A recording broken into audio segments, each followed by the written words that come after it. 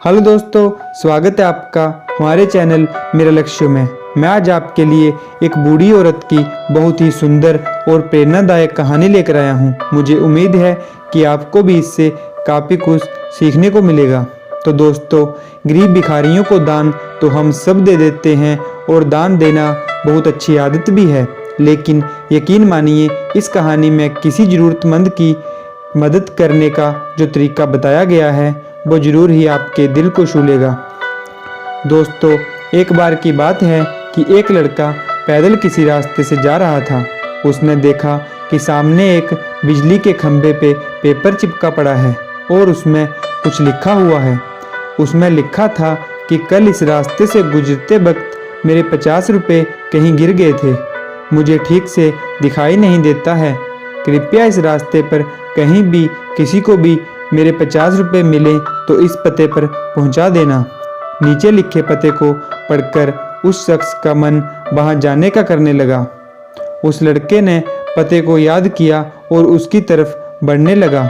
वहां जाने के बाद जब उसने आवाज़ लगाई तो देखा कि गली के आखिरी में एक झोंपड़ी है और वहां से एक बूढ़ी औरत लाठी के सहारे बाहर निकल कर आ रही है।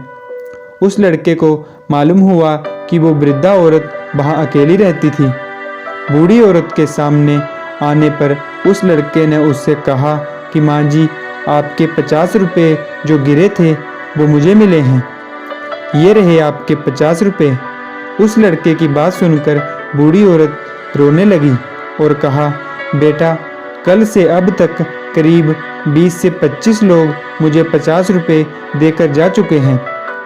बेटा, मुझे ठीक से दिखाई नहीं देता, मुझे पढ़ना लिखना भी नहीं आता। ना जाने किसने मेरी हालत देखकर मेरी मदद के लिए ऐसा किया है।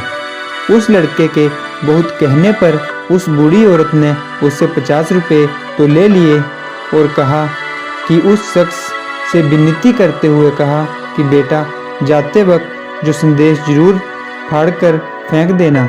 ना जाने किसने मुझ पर तरस खाकर ऐसा किया है। उस लड़के के सिर हिलाते हुए बूढ़ी औरत की बात पर हामी भर ली। थोड़ी दूर जाने के बाद वो लड़का सोचने लगा कि आखिर मुझसे पहले आए उन 20 से 25 लोगों को भी तो इस बूढ़ी औरत ने वो संदेश फाड़ने को कहा होगा, लेकिन किसी ने उसे अब तक फाड़ा नहीं है, तो फिर मैं कैसे फाड़ दूं? उस लड़के के मन में उस व्यक्ति के लिए बहुत ही आदर का भाव आ रहा था जिसने बूढ़ी औरत की सेवा के लिए इस तरीके को ढूंढा। उस लड़के का मन उस व्यक्ति की इस सोच को लेकर बहुत ही प्रसन्न हुआ। फिर क्या था, उस लड़के ने भी बिजली के खंभे में लगे इस संदेश को वैसे ही रहने दिया। दोस्तों, इस कहानी से हमें यही सीख मिलती है कि हमारे मन में सिर्फ कर्म करने की इच्छा होनी चाहिए। मदद के तो अनेकों तरीके हैं। अगर हमारे अंदर किसी की मदद करने की इच्छा हो तो हम किसी न किसी रूप में भी ज़रूरतमंद की सेवा कर सकते हैं। तो दोस्तों, ये वीडियो आपको कैसी लगी आपको कमेंट सेक्शन में ज़रूर बताएं। और अगर अभी तक आपने हमारे चैनल को सब्सक्राइब नहीं किया है तो जल्दी से सब्सक्राइब कर लें और बेल आइकन को दबा लें, जिससे कि हमारी आने वाली वीडियो की न्यू नोटिफिकेशन आप तक सबसे पहले पहुंच सके। बहुत जल्द मिलेंगे आपसे एक और ऐसी ही रोमांचक स्टोरी में। तब तक के लिए